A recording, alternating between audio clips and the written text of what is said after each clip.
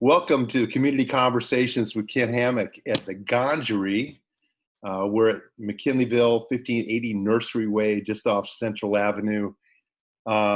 This is an important episode of our series here. We've got Kevin Ross today, part of Black Humboldt, which we'll be talking about at the organization. Today is Juneteenth, which is an emotional and celebratory moment in our country's history, where we'll talk about that too, the history of Juneteenth. But right now, I just want to welcome Kevin Ross to be a part of this series. We've interviewed artists, musicians, community leaders. Kevin, I consider you a community leader. Tell us a little bit about yourself, your journey to Humboldt, and then I'm going to ask you to just tell us a little bit about the founding and the mission of Black Humboldt. Welcome. Yeah, thanks for having me, Ken. I appreciate being able to come speak with you on the show. I don't particularly I don't consider myself a community leader. I consider myself more of an artist that uses science. And my journey to Humboldt County began, almost exactly 10 years ago. On June 10th, 2010, I moved to Humboldt County to attend College of the Redwoods. And once I completed my coursework there, I transferred to Humboldt State University, where I majored in sociology with an emphasis in race and inequality in pop culture, and minored in marketing. So I do a few different things. In terms of Black Humboldt, I was the third person to come on board and help organize. And so it started, I'm gonna say we're in our third year now. So it started in April of 18. And basically the organization originated to fulfill a need for Black people to be able to enjoy and occupy space and embrace their culture without fear of judgment or other repercussions that a lot of us have noticed are pretty prevalent in Humboldt County. So basically what we do is we promote Black businesses and we host events. Of course, with COVID and stuff going on right now, that's it's changed formats more to online events rather than like occupying a local business and having a networking event there. So generally we basically just have events where people can connect and, let their hair down, which it's not something you can always do in Humboldt County. So we just, we create space, we work with local businesses, we promote POC and Black owned businesses with, we have like a directory basically where we compile Black owned businesses. So we're always expanding that. And we're always like printing those out, distributing those around town, just so that people know that there are businesses that are owned by people that look like them. And it's particularly important in Humboldt County because the Black population is, historically, 2 to 5%. I don't think it's really been over 10% ever. So it's kind of like a lot of times, a lot of people of color aren't from here. And so when we move up here, it's kind of, there's the two originators of Black Humboldt saw the need for Black people being able to find each other simply. And, sharing resources and different things like that is like there's a lot of things that, we're used to in our neighborhoods back home that just simply aren't available. And so, there's opportunity for people of color and Black owned businesses to provide some of those needs that, a lot of the local population aren't even aware of that are around, or, maybe it's just not beneficial to them. Things like hair, like beauty salons, trying to get like ethnic hair products and things like that. So like, we're just basically a platform by which people can connect with their culture in Humboldt County, as well as like support local businesses as well as promote their own business. Nice. On your own journey, just to make a quick comment, you told me a story when I met you last year for the first time. Your first trip to Humboldt, you flew here, you got out of the plane, and then what happened? All right, so the first time I came here, I brought a plane and got a hotel to stay in so I could just kind of check the area out before I made the jump. And as soon as I stepped off the plane, it was like I felt like this crazy feeling in my lungs of like just like this air that I've never felt, that was just so fresh, and like I almost fell down the stairs, like I was gasping so hard. It was it was like the first time breathing again. Like that, the air up here is just so different. You're not getting your daily supply of minerals from breathing up here. It's pretty remarkable. That was definitely one of the things that I moved here for, was just like, what is this? Like, what is this? You don't notice it when you drive. Right.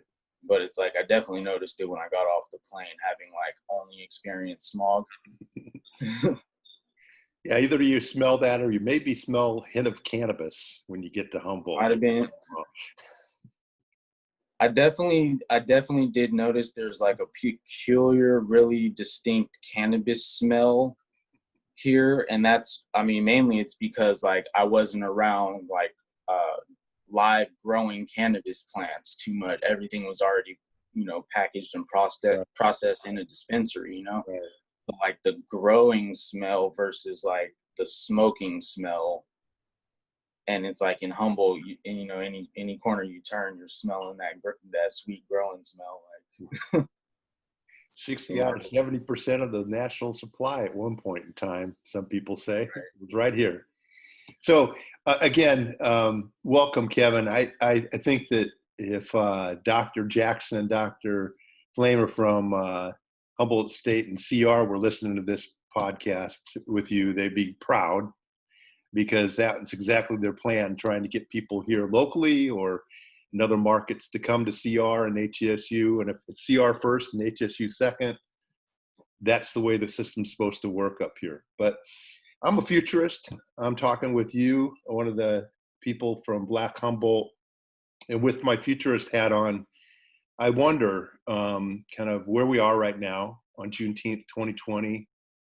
And I wonder what we only have so much control in our lives. We have control over our community, our local, community. We can talk with each other. We can dialogue things out. We can take actions. They're much more powerful because it's a smaller base of humanity. Well, 33 people per square mile up here in Humboldt County. So as a futurist, talking with, you from Black Humboldt, Kevin, what should we be talking about at this anniversary of Juneteenth? Tell us about the history of that. And then if we celebrate Juneteenth 5 years from now in Humboldt, when we do, what's going to be like? What have we accomplished in 5 years up here in terms of social equity, social justice? So, I'd like to see some of the initiatives that like the NAACP, the national NAACP has put forth in terms of police reform. And I think a lot of the things going on right now are kind of really centered on one institution. And like, I personally would like to see the conversation basically open up and question all of these institutions that, are the source of the oppression of people of color. And so I hope we have something to celebrate more in 2025. This year is for me a little bit like, it's kind of bittersweet, it's but at the end of the day, being a Black person in America, you kind of learn how to deal with just things being bittersweet or not right, or and you get to a point, and I think that's where, I mean, at least I hope I hope that's where our culture is at this point today, is that we're gonna have fun today, you know. Um, I think it's pretty interesting that, people are more aware of the holiday of Juneteenth, like outside of the Black community. I mean, these are discussions that, in our families, we talk about these things. Um, but you also have people that aren't from families that are aware of these things as well. And so, I mean, that kind of speaks back to Juneteenth, right? It's like the holiday is based off of the last slaves finding out that they were actually free for the last 2 years. So it's, you know what I mean? It's No iPhones back then. yeah, there's no iPhones. I mean, we can question why we can really dive into why it took 2 years. Because, I mean, I don't think that was just like how long it took to travel, or, you know what I mean? I feel like, based on the history of this country, I'm not really optimistic about the intentions or anything behind that. And I haven't personally looked into exactly why it took 2 years, but I mean, that kind of speaks to it as far as like information dissemination and how changes occur, but they're implemented really slowly. Yeah. And I think right now what we're seeing is like that sense of urgency that like we can't keep going at a snail's pace.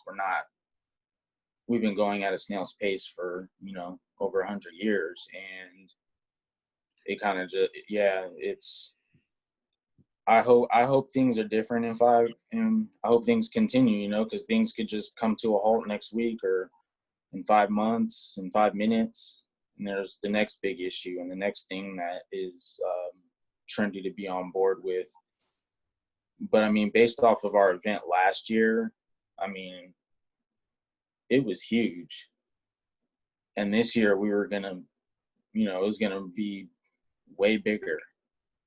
And I think once we get to like a point where we can gather and have those kind of events and be together like we really want to, I mean, it's just gonna keep growing. It's got a lot. We got momentum. We got people like sponsors supporting the event. Like they saw how successful it was last year.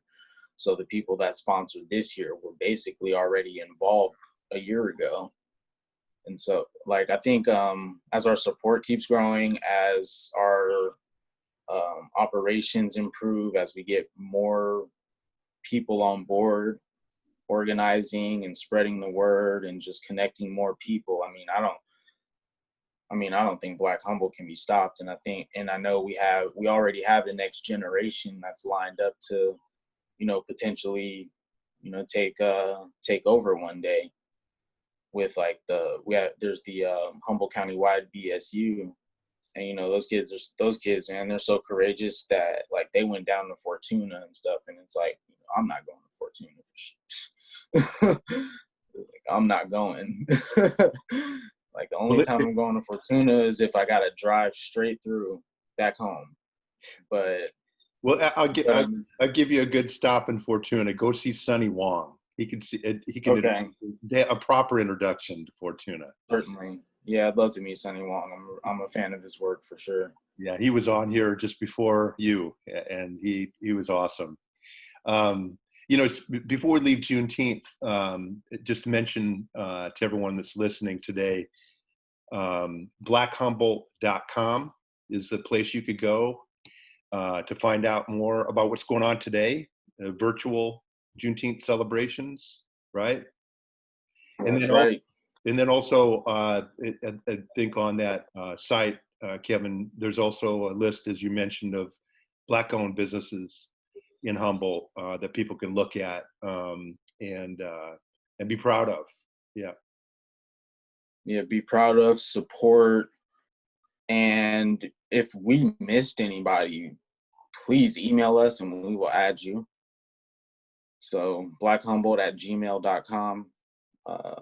We're always updating the list. If you're not on it, just send us a message, and then the way Black Humboldt works is we just support each other. There's no membership fees. There's no pay to play, nothing. We'll promote Black and POC businesses, Black and POC owned businesses. If they're active on social media, if they share a post, we'll share a post. It's not,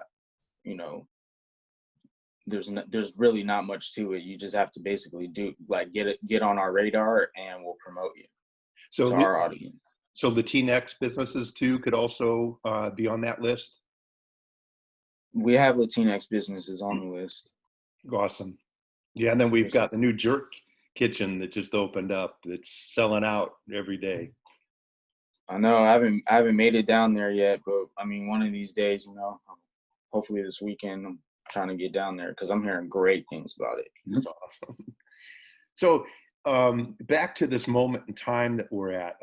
I was been reading a book, Kevin. It's a few years old, but it's called "The World Without Us," and it's if we really do go south as humanity, and we don't fix this stuff that's in front of us, global warming being the biggest. And so it was, what would happen if humans just left the earth? What would happen to the earth? How would it regenerate? It's a fascinating book, but I was thinking about that. What would happen if America was all Black culture and all the influences, all the voices, all the intellect, all the music, all of the inventions were just wiped away from American history? That was the Black experience was not part of our history. And what a major disappointment that would be. It would be a very different country. Sports would obviously different. Music would obviously be different. My favorite, jazz, would not really be here as we know it. I'd even argue, and then I'm going to open this up for your feedback. When I was traveling a lot internationally, I was feeling kind of lonely. I was doing some projects in Japan, in Tokyo in particular, on the new smartphone in the mid-90s that was coming out. I was trying to get my head around rap in the 80s. I just couldn't get it, and so I'm listening to it. My friends are saying, listen to this, check this out. And I'm trying. And it wasn't until maybe about 85, 86, I read a book, and it was about how rap is a percussive music. Even the voice is a percussive instrument, and it's an instrument that's there to tell stories almost in a narrative from the streets, from Black LA in particular, and things that were going on there, things that never made the newspapers, the media never covered it, but these people were getting the word out through rap. But then when I was traveling internationally, including Japan, somebody would say, oh, go to the Orange Door place in Tokyo. What's the Orange Door place? It was a hip hop club. And this is now 1993, 94. And I go in there, there's no name, no marquee. I just walk in and it's this huge space. They're playing hip hop. It's nothing but Japanese youth, 20s, 30 somethings. They've tanned themselves in tanning salons as dark as they could get. They've grown their hair out and put it into dreadlocks. And they're all hooked up with hip hop clothes and stuff. And it was so surreal because a white guy in Tokyo walking into this place, my mind was blown. But it all of a sudden, I realized the Black voice of America was reaching the world, because there was hip hop rap being done by Japanese artists, Swedish artists, Swiss artists, French artists, UK, of course. But all of a sudden, I realized this message, this voice was being heard around the world. So now as the protests are in the streets that aren't just here in the US, but they're in London and Paris and a lot of other places. What do you think, where are we right now in history? We do have Black culture here. We do get to celebrate Juneteenth. where are we in this crazy piece of history that we're in right now? Is it going to get better? Man, I might be crazy, but I have hope, you know. I think, I mean, to go back to like the world without us, and like, I mean, I think that most Americans don't really realize the role of Black people in like American history at all. And I mean, there's a saying, right? The only thing that white people invented was the patent office, because because a white person didn't have any incentive to invent anything. You know, all of like Eli Whitney didn't make the cotton gin. The slave that was trying to make his day easier made the cotton gin. And slaves weren't allowed to have intellectual property.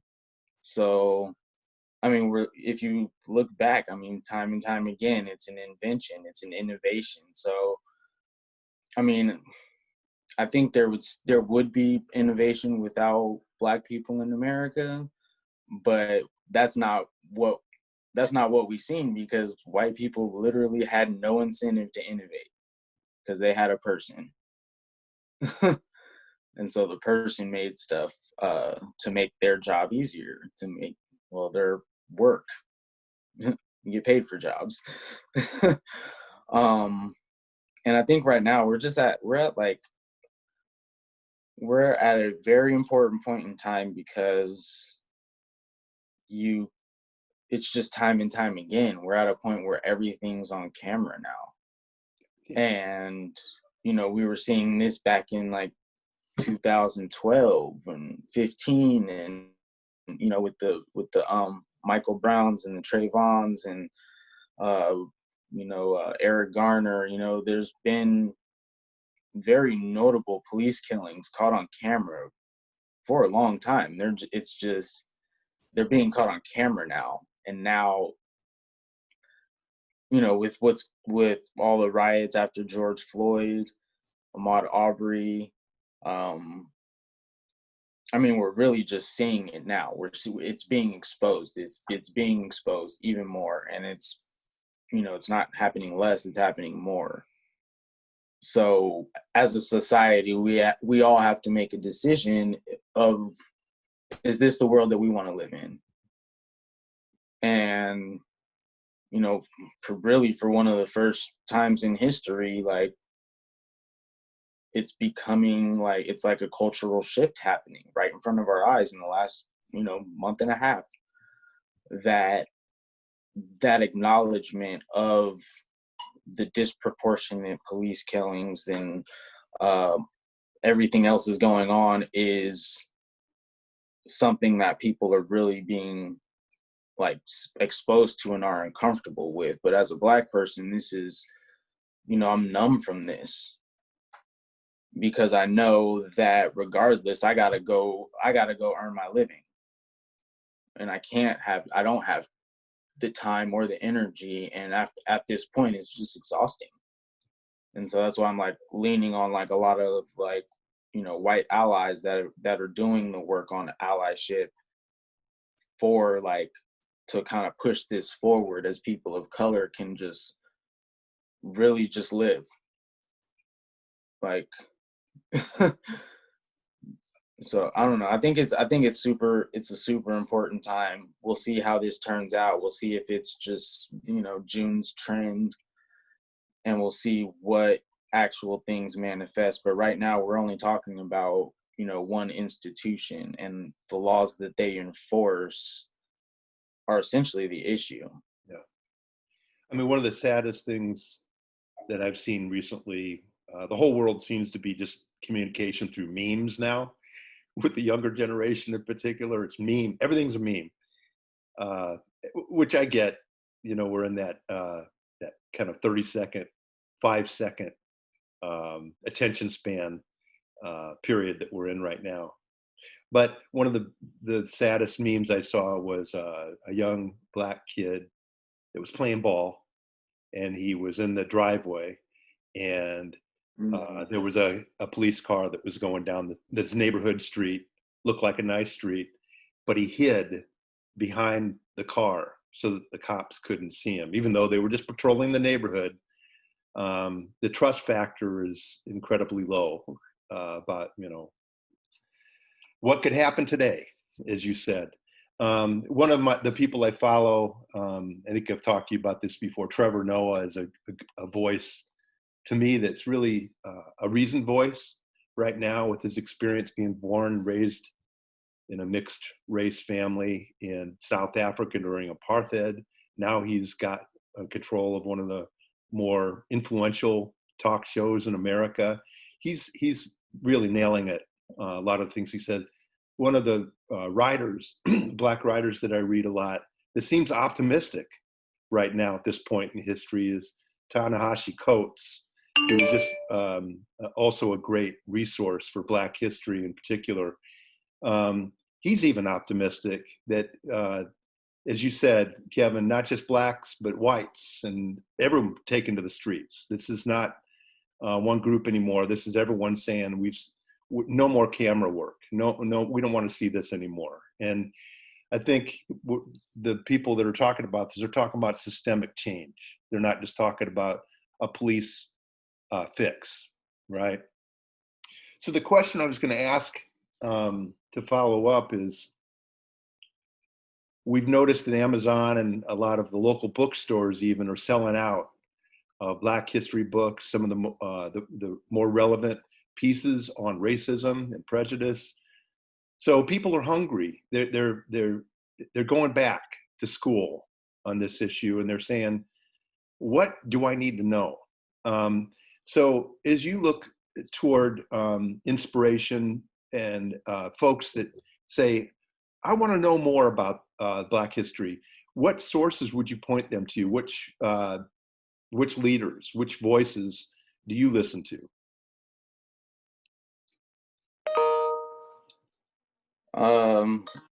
I mean, I'll definitely agree with Trevor Noah. That's an excellent one, and it's entertaining as well. Yeah. I mean, Trevor Noah is like a real good introduction because he puts things in a context that you can understand. Like, I think in analogies too. So he's always like, well, if like this is what happened and that is as ridiculous as if this happened. And like, it's like, okay, like, I think that's a good place to start. Van Jones. Yeah. Is really, I mean, one of his videos the other day where he's just, just really laying it out there. Super inspirational. But I mean, I'm a scholar though. So at the end of the day, like, I go back to like a lot of the, historical classical stuff. And, naming this list as well, also understand that I don't 100% believe in almost anything anybody says. It's like, I don't agree with almost anybody, like there's parts of W.E.B. Du Bois that I like. There's, a few parts of Marcus Garvey that I like, but, I'm more like Malcolm X, Huey Newton, I'm more, I've been referred to as more on the militant side. And so those are, Cornel West is a good modern scholar, like amazing scholar. Kamau Bell. Yeah. Like comedy. I mean, that's the thing. It's like a lot of our experience is expressed through entertainment. Whether it's comedy or whether it's music and stuff. And so, I mean, you can find it anywhere. I mean, I grew up on Tupac. Another artist is Nas. Like, just the way that he paints the picture for you is just, since like the early 90s to like recently, there's a lot of Immortal Technique, there's a lot of hip hop artists that are addressing this, doing and actually doing the work. And, it's like, I don't hold anybody up higher or lower based off of what they do. I mean, this is, I consider this, and I've said this several times to a few people regarding like the current situation right now, but this is an all hands on deck moment. This is a time for everybody to contribute what they do. And so, there are people that I look up to, but I also encourage people that are in support to do whatever it is that they do to support this, whether that's writing, whether that's doing music or writing poems or painting or writing grants, or there's whatever you do, the movement can use it, because that's what we're going up against, is something that's rooted in our entertainment, in our writing, in the books that we read, in our K through 12 curriculum. So it's all hands on deck. We need everybody. If we want to live in a world where everybody feels safe, even just like on a local community, it's going to take everybody. Yeah, I think one of the things that one of my old heroes, because I'm an older person, is Kareem Abdul-Jabbar, the old Lou Alcindor from UCLA days, who didn't go to the '68 Olympics for the basketball team because he didn't believe the country believed in him at the time, early version of Colin Kaepernick now. But they interviewed him just recently, and his arc of a life, which was remarkable, Bruce Lee moments, NBA moments, but just his intellect. He's really an important voice, I think, for our times. And somebody said, what have you seen? What can we do, even now in 2020, that we think, so much has not changed? And he said, reach out, find somebody that's different than you are, and start to get to know them. Really simple Zen-like advice almost, but I do believe that that's one way through, is just get somebody to know that's different than you. Just get to know them. But back to you personally, because you're the kind of talent that we're hoping to attract more of here in Humboldt, Kevin. Your marketing and brand skill sets, and just the way you can see the community through a different set of eyes is powerful. But how has Humboldt changed you over these 10 years? You said June 10 years ago? Yep, June 10th, 2010. So here it is, 2020. What kind of a change inside of you has Humboldt made, if any? Humboldt allowed me. I mean, I moved up here 2 months before school started. Like I said, I moved here in June, so I had like 2 months before I had any obligations or responsibilities. And it was the first time in my life that I actually got to like sit and think. And like, I'm an introvert, so I mean, I thought I was doing that. But once I got here and didn't know anybody for 700 miles away, nobody was going to knock on my door. Nobody was going to ask me to pick them up. Nobody was trying to hang out because they'd have to drive 700 miles. Like, I really got to think and kind of like just slow down and be more patient, be more efficient. I mean, I think the biggest thing is that like I got re-inspired to do more art again. And that's like, I mean, that's simply from being surrounded by so many artists, I mean, I like to say that like at Humboldt State and CR, those are like if you borrow somebody's notes, like there's always doodles on it. No matter what school I went to, people doodle on their notes. And like at Humboldt State and CR is like by far like the best notebook doodles, like just the quality across the board, like just like a higher standard. And so after just, seeing art, and like art class was the whole reason I even graduated from Humboldt State. It's like I needed to have an art class just to go to campus. Otherwise it may not have even gone. And when I got there, it's like, might as well go to the other classes. Um, so I That's, mean, I think like, that's a photo of yours behind you, isn't it? On your virtual background. yeah, It's nice. yeah, that's one of my photos. Yeah, I take a lot of photos around Humboldt. So, and I just don't shoot nature because everybody shoots nature. And I mean, we're getting into like my personal work, but it's like, this is me bringing where I'm from to where I'm at. That's what my photos are. It's the conversions of, I'm making Humboldt look like where I came from. Yeah, yeah, Because I do kind of, parts of me misses home.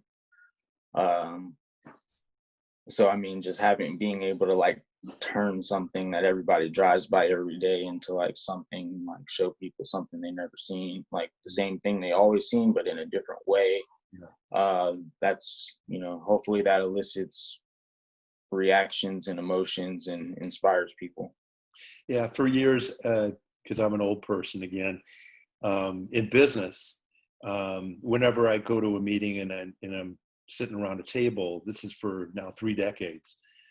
If there's no women at the table, there's no color at the table. If there's no generational diversity at the table, I'm saying, why are we having this meeting?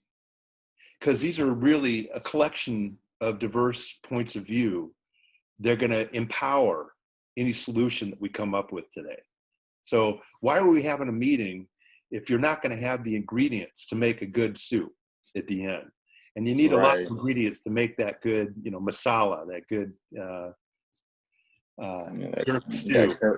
That Buddha bowl. Yeah, exactly. And so to me, this is a really a hopeful time, because when I see people in the streets and on the TV and in the news and op-eds, just overhearing conversations, like you said, it's front and center. It's all hands on deck. People are starting to say, what is my role? What can I do?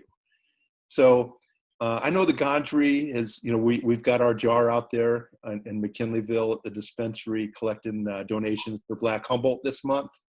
So if you go there to do your pickup and your purchase of your medicine, make sure you leave a little donation for Black Humboldt this month. So Kevin, let me ask you, where do those donations go? BlackHumboldt.com. People can go there and look at the organization, but the monies you get go toward what? So basically, we use the money for operations, like our website. We're volunteer based, so like we don't pay ourselves, but we when we host events, we pay for like appetizers if it's a restaurant. So any space that lets us use it for an event, we're buying stuff from them for the community, in addition to like the other people that are purchasing stuff. We have like merchandise. We have like Black Humboldt t-shirts for folks that want to, spread the word as well. We do giveaways on Instagram. So like a lot of the stuff that we buy is like merch, or there's like a lot of Black children's books, different books, Black children's books, Black history flashcards. And so we give that stuff away, and we usually hold raffles and try to just facilitate and help people network. And so most of everything that we get is going to operations and stuff. Honestly, like in the past 3 weeks, our donations have exploded, and it's kind of we're kind of that it was just completely unexpected, for us to surpass our goal. Our goal was 10,000, and up until about a month ago, our donations were at like $800, and like it's just we had to raise our goal, and then we raised it again, and then we exceeded it. So I mean, I think right now we're still kind of in the planning stages on like how to move forward, but basically, I mean, when we have workshops, we pay all of the people that put them on. So like we'll have a Black beauty specialist will give a workshop on self-care for African Americans. or specializations. So we pay them, we pay our vendors for being like for presenting to our audience while they're actually promoting themselves as well. And then we pay like for appetizers, we pay for materials. So I mean, a lot of it is just like logistical stuff, but hopefully with some of the donations, we're looking to like hire some like more people of color for just to more help really. And hopefully there's opportunities. I mean, we've had students like some of the BSU students and other high school students have volunteered for us. HSU students have volunteered for us. So it's like we're trying to find creative ways that we can contribute to their education. And I mean, whether we make a scholarship fund out of that, like like I said, a lot of this stuff is really pretty sudden. And this is like we had grants and stuff like that already. And so I mean, I think we're gonna leave it up to our audience. I mean, that's a lot of what we do. We have a survey, so it's kind of like, what do you want us to do?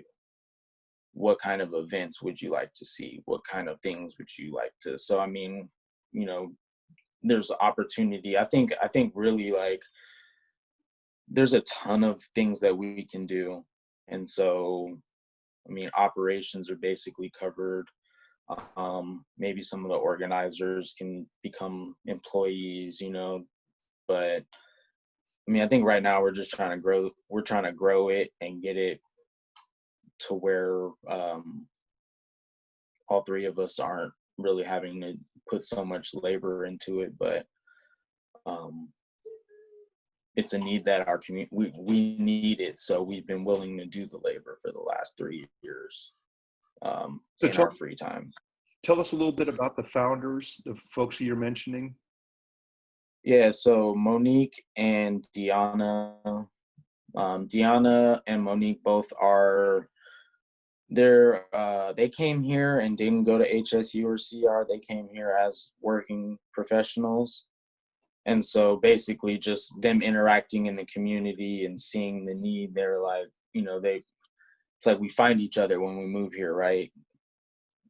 You can go weeks without seeing another Black person, and then you see one across, and it's like, hey, I have to meet you. Like, come here, I have to meet you. I have to know you. Let's be friends. And then, and then you start sharing stories, and then you're just like, wow, I had this experience, and oh yeah, I had that yesterday, and I was upset about it, and like, okay, so how is this an experience that other people are feeling? And so just figuring out, like, we figure out what we're missing and what our needs are, as far like, I need stuff for my hair.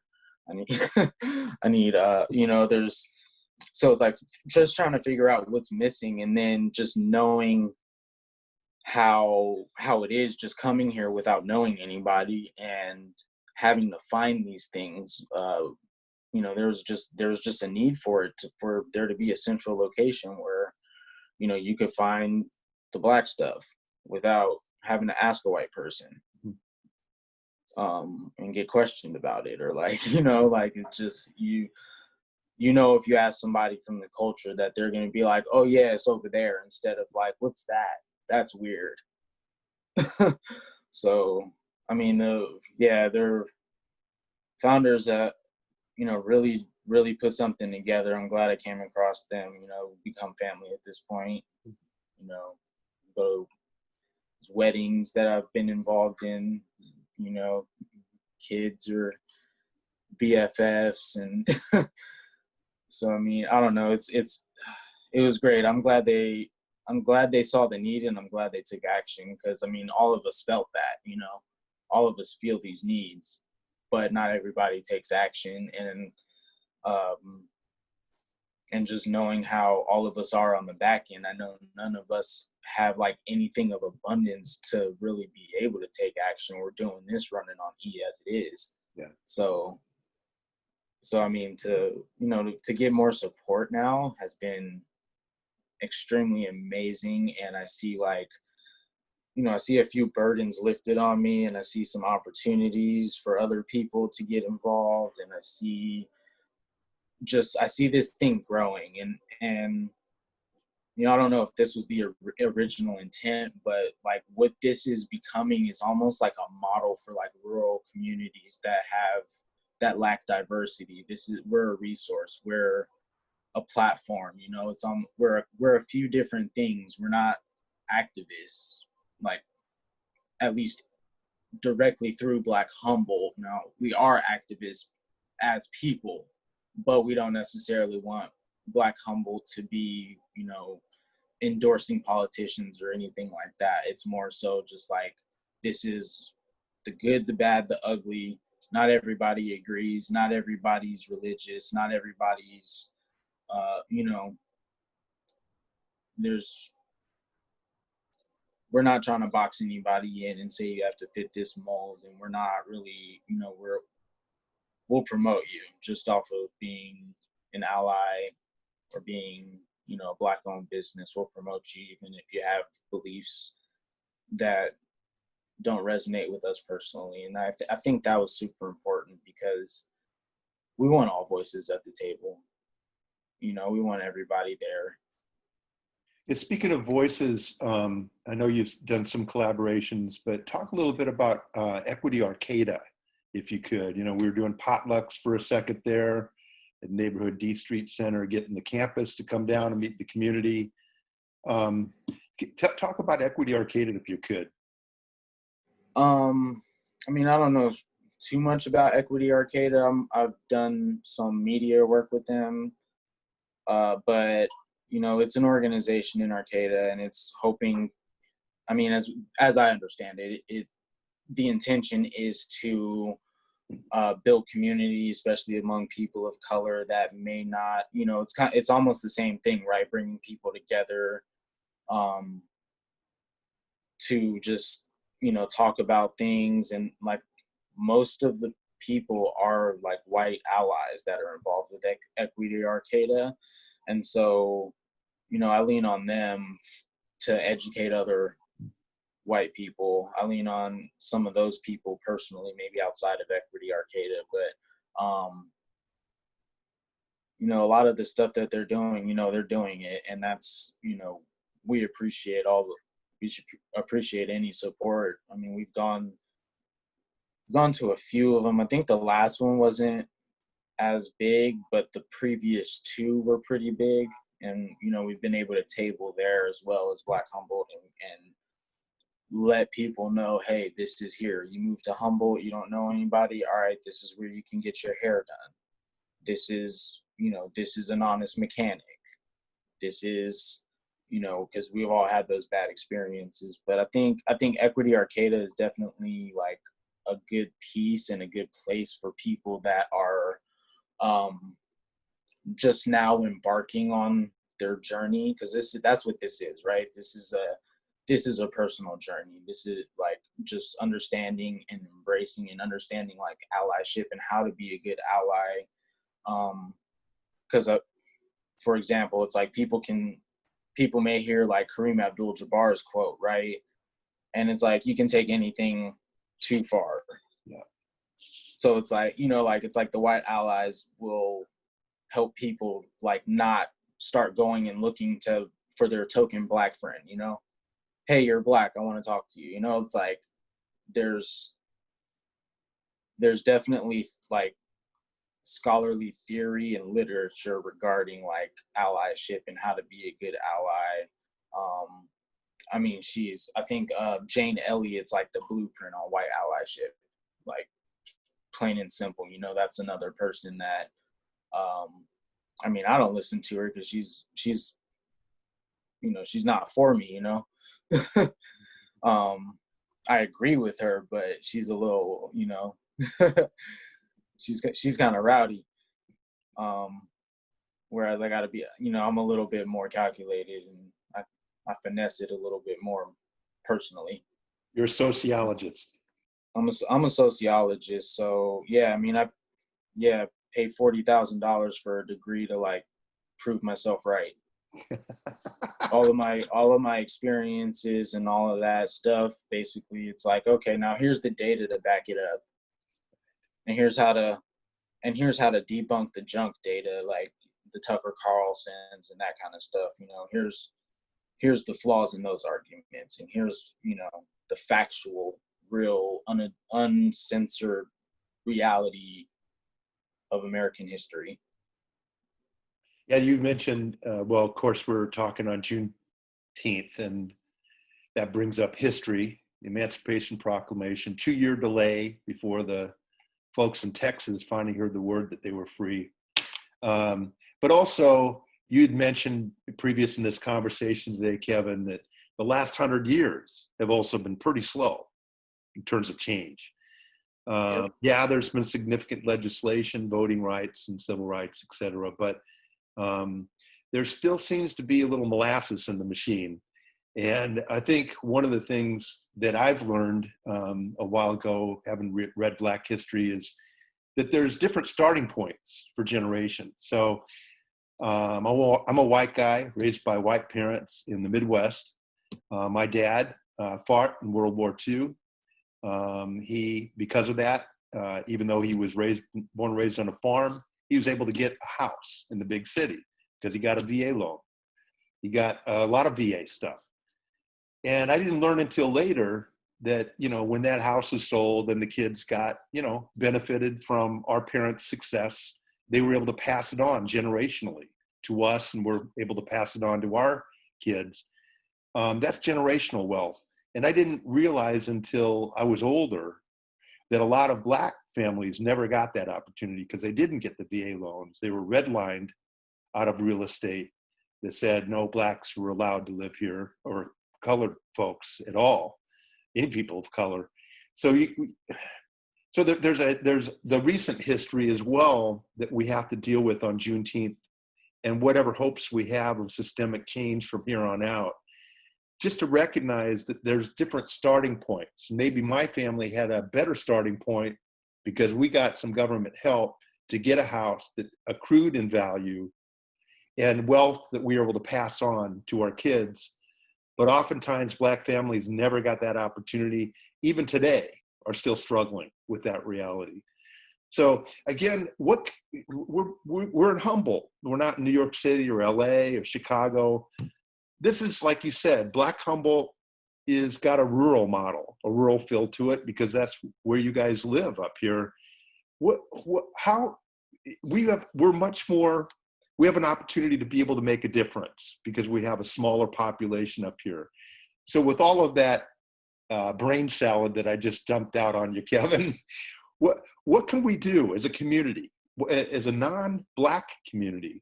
What can we do to help advance this dialogue?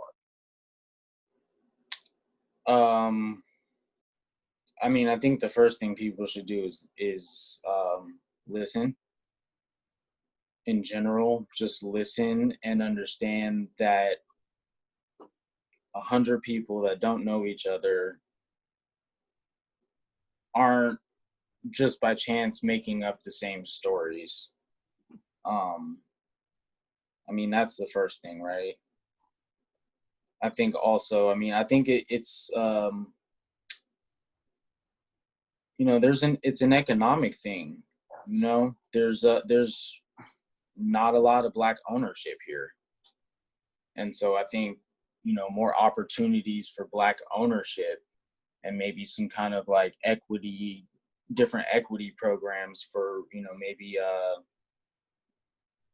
like the chambers of commerce could have like a Black owned business stipend or something. At the end of the day, like, we've been gaslighted for centuries, literally gaslighted.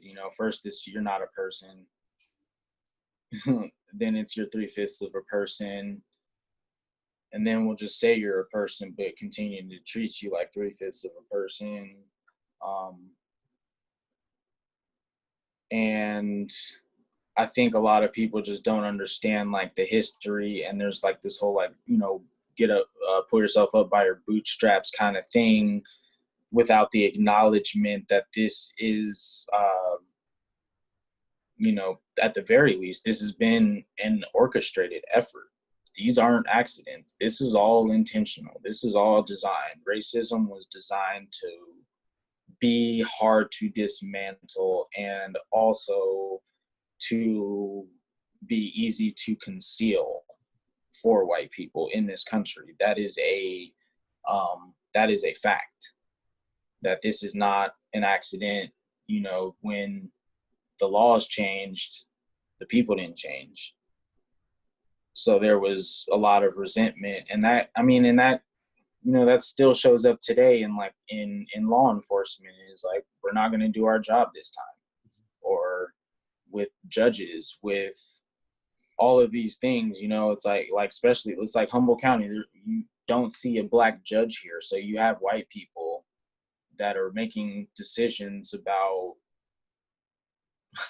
black children, and it's like a black person explains a situation and the judge has no ability to understand that perspective as a black person as far as the reality. So I think people need to actually get in touch with the reality and the actual harsh realities, like the torture, the violence, the the burning of Black Wall Street. We know about people, if they know about Black Wall Street, but that happened in basically every major city where blacks were able to acquire wealth. It was like segregation. Okay, cool.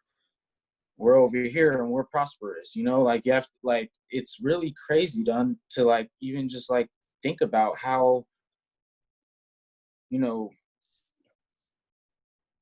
this whole thing they're holding on to it, they're holding on to it. And it's like slaves were freed, right? So for, hundreds of years, white people didn't do the skilled labor in this country. So when the slaves were free, no white people could get any jobs.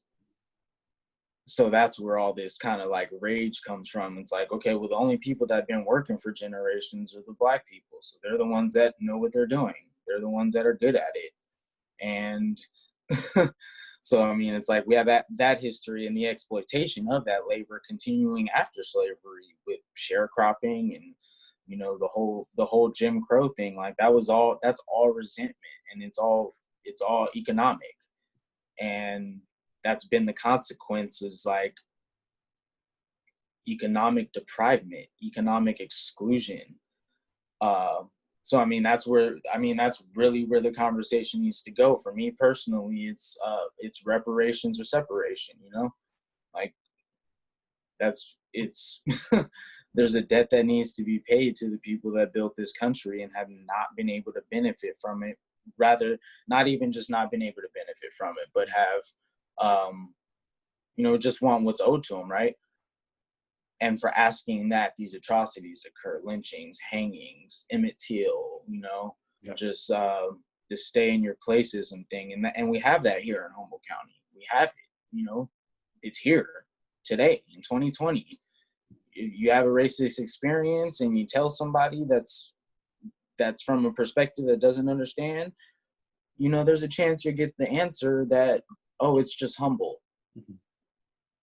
And which is get used to it. Mm-hmm. That's basically what that says, is get used to it. I don't have a problem with it.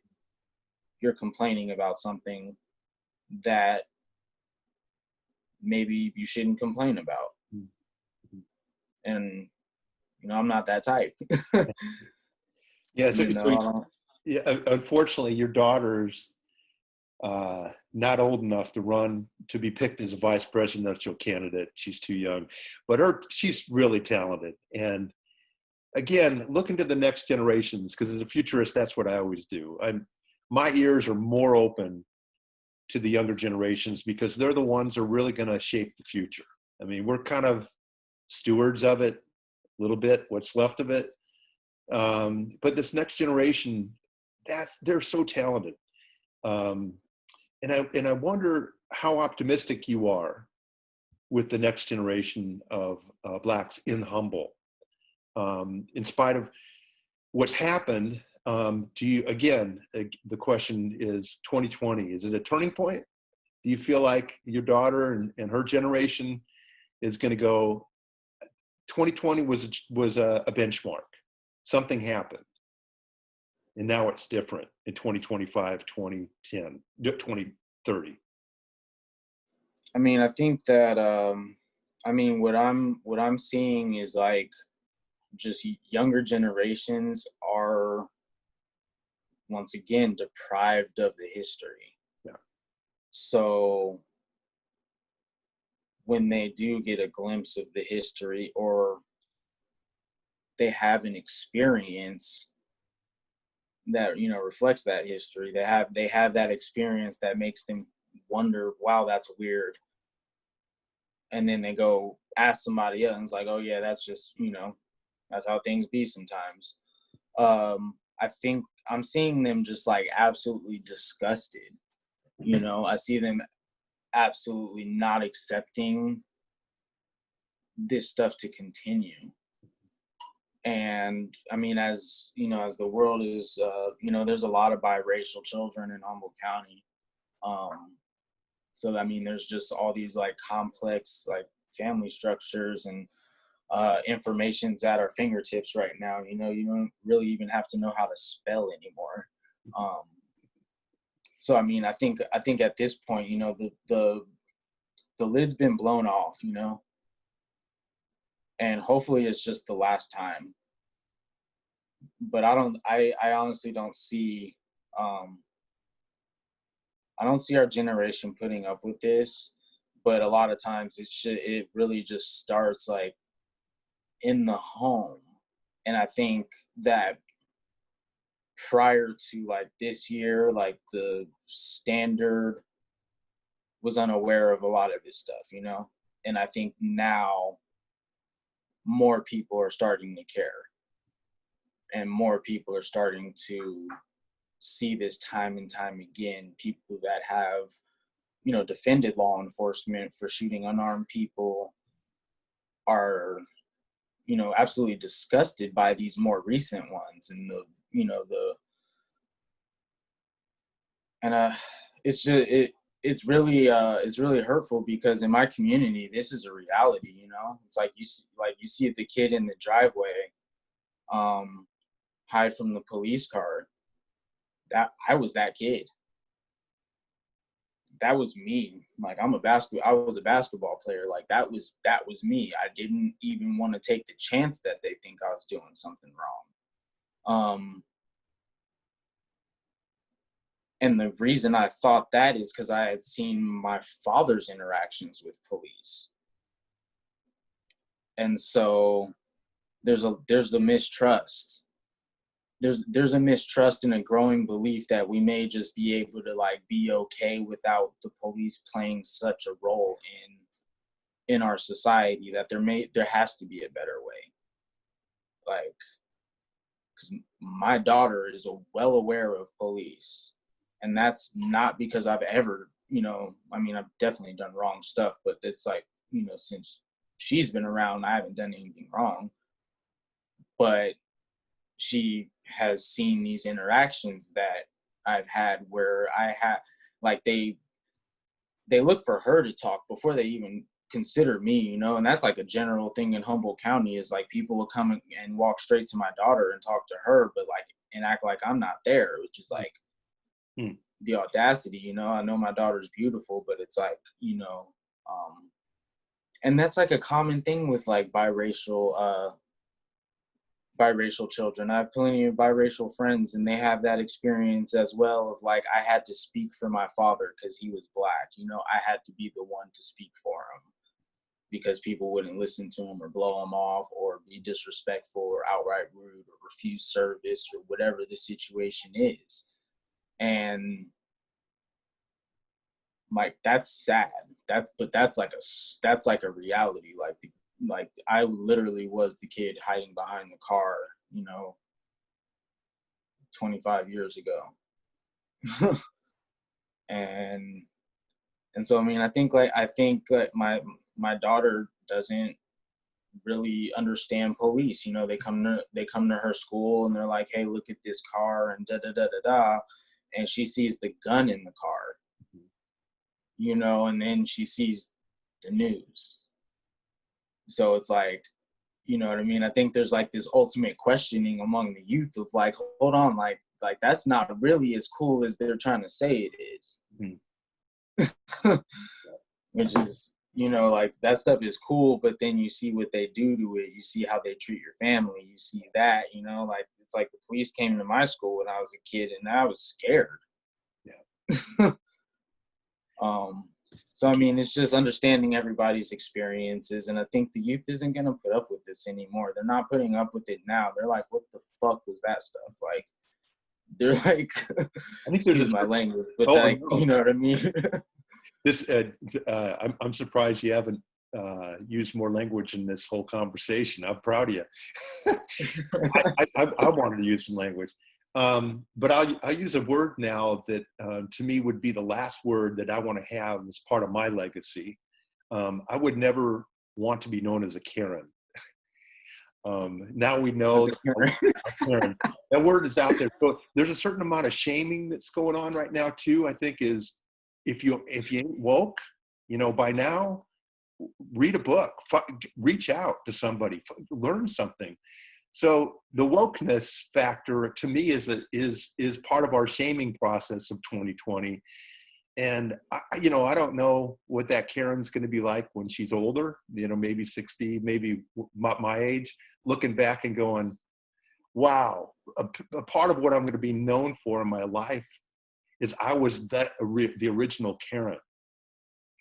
So I guess my point is, I wonder how many whites out there are going, how do I not be a Karen?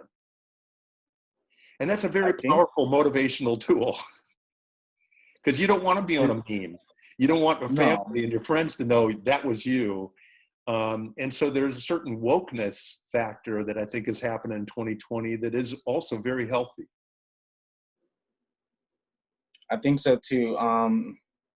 Yeah, you mentioned that. I was just talking to somebody that started a Facebook group. It's Humboldt County Racism Awareness. It's basically like it's a group for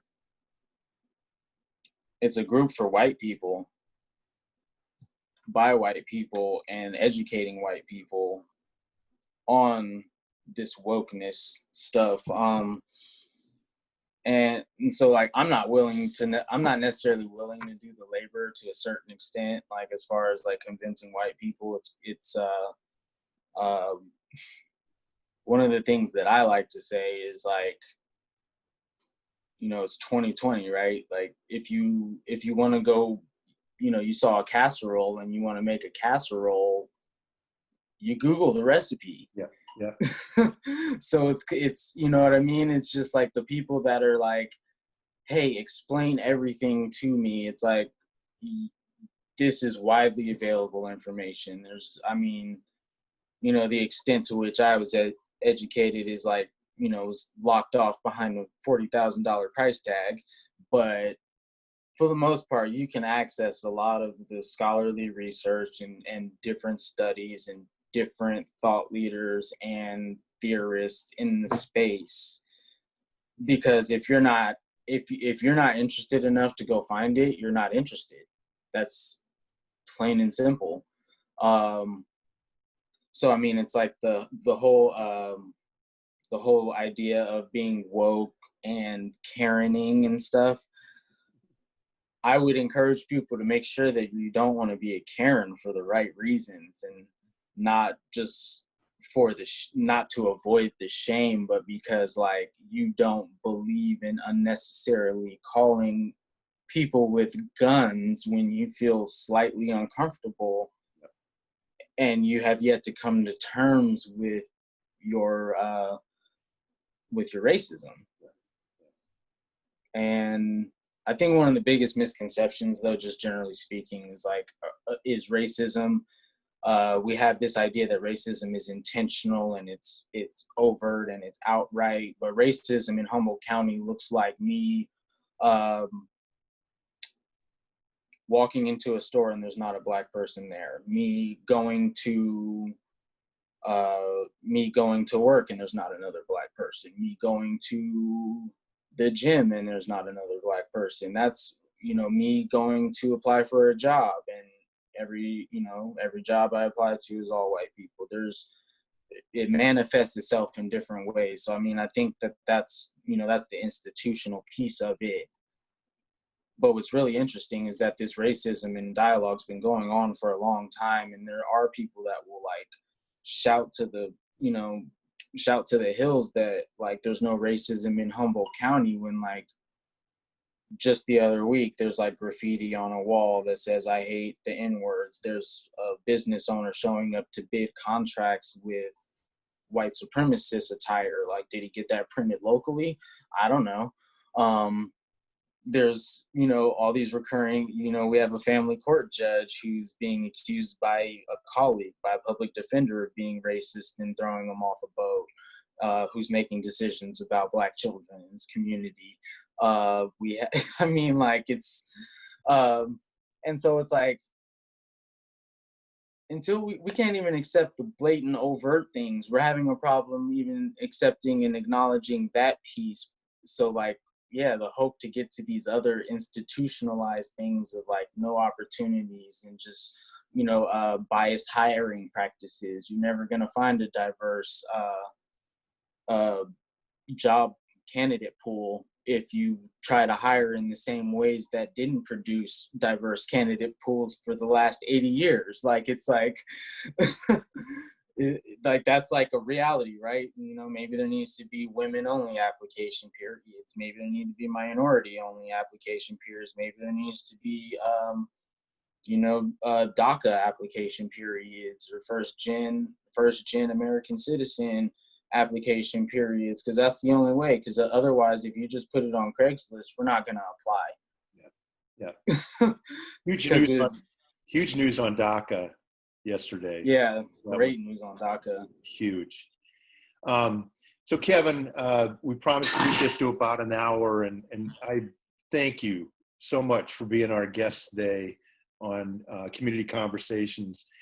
And thanks for being part of the Gondry family. You help us out with some of our own marketing and our thinking about where we're going with our own operations and our connection to the community.